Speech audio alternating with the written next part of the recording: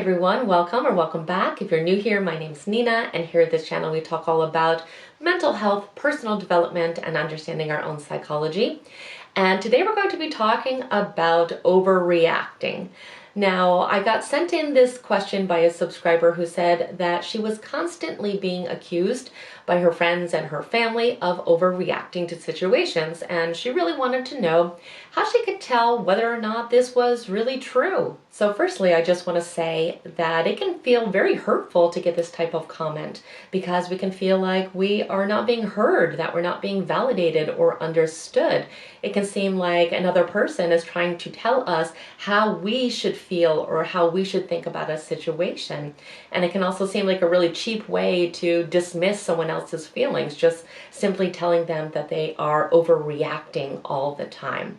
When in reality, we are the only ones that get to determine whether or not we are overreacting to a situation, because we are the only ones that are in that situation. But even though this is true, I have to give a huge caveat here, because if we discern that we are indeed frequently overreacting in situations, it can cause a lot of problems for us. It can certainly wreak havoc in our relationships, but it can also cause us to experience a lot of unnecessary stress, anxiety, and suffering. So what does it even mean to overreact to something? Well, it simply means that we are responding to a situation with an emotion that is too strong or an action that is too extreme. So for example, maybe we are on a sports team and we get one little criticism by the coach and we decide to quit the team entirely. Or someone at work points out something that we could have done better and we spend the whole night ruminating over it and we can't get any sleep. And there's also two types of overreactions. We can overreact internally and externally. So when we have an external overreaction, maybe it's us lashing out in anger about something or throwing our hands up in the air and walking out of a room dramatically when something happens. Whereas an internal overreaction might look more like replaying a situation over and over and over again in our head, analyzing an email that we received and overanalyzing it again, or getting stuck on a comment that someone made. These are types of internal overreactions. So most importantly here, how can we tell? How do we know if we are overreacting? Well, there are fairly consistent behaviors and symptoms of people who have an overreactive personality.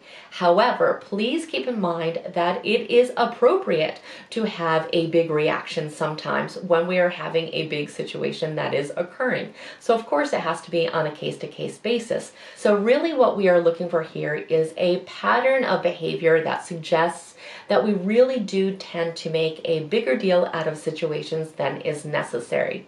So if many of these things really kind of ring a bell, it is possible that we do tend to overreact. So the first sign is that we are always assuming the worst about situations and people.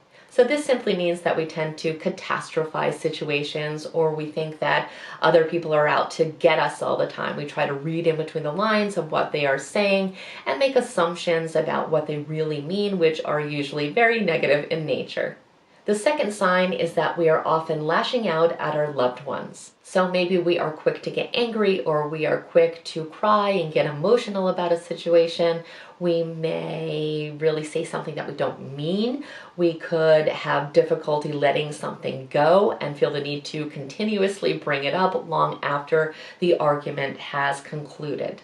The third sign is jumping to conclusions. So here we are not going to wait to get all the details. We are not going to hear the rest of the story. Instead, we are going to fill in the blanks the worst possible way and come to our own conclusions, make our own story really out of nothing, which can lead us to act and behave or react in a way that we regret a lot of times, and we will have to apologize because we realize that we were acting out of our insecurity or our jealousy or our anger. Another sign is only knowing what we are going to say once we hear it come out of our mouth. So here we are not pausing and reflecting on our emotions or the situation and giving some kind of critical analysis about what is happening. Instead, we are simply going to blurt out the first thing that pops into our head, which is something that often even surprises us.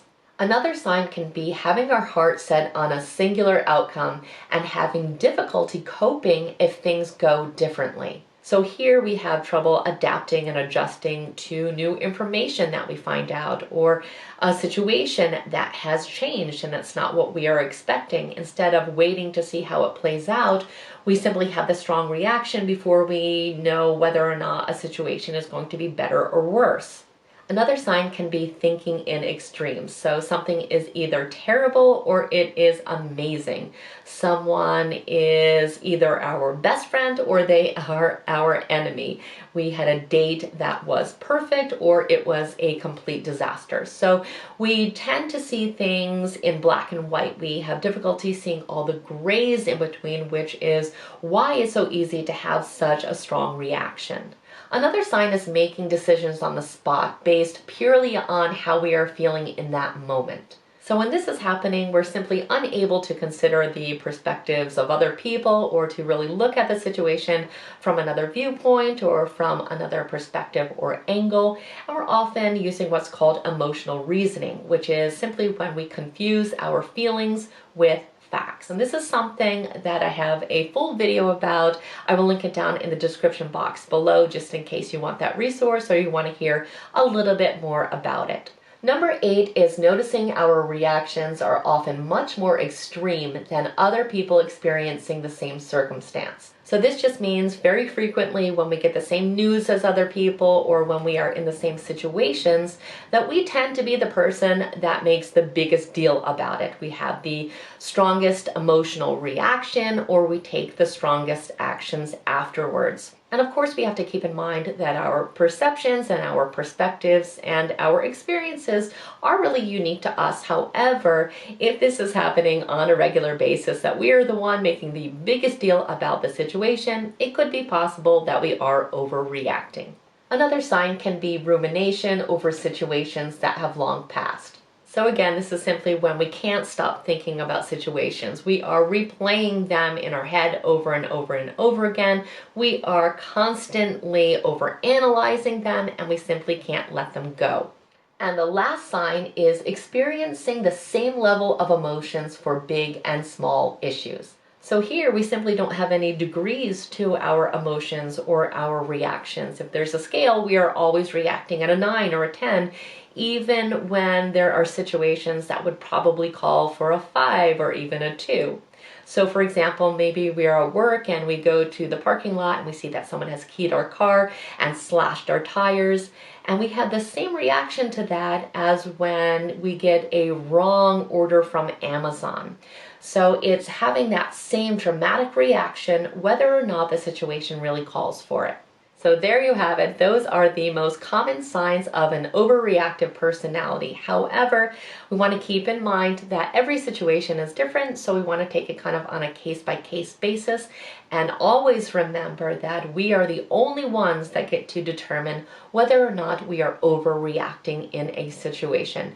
No one else is walking in our shoes and no one else is experiencing the situation in exactly the same way. However, if we do come to the realization that maybe we are making bigger deals about things all the time than we need to, it's something that we want to spend time and energy in focusing on and working on, because when we can learn to respond appropriately to situations, we're going to see a lot of improvements in our relationships, as well as experience a lot less suffering, a lot less stress, and a lot less anxiety. So as always, I truly hope you found today's video to be interesting and helpful. If you did, please like it, share it, and definitely become a subscriber if you have not done so already. We want you to stay connected, and I want to thank you so much for spending time with me today. I hope the rest of your day is extraordinary.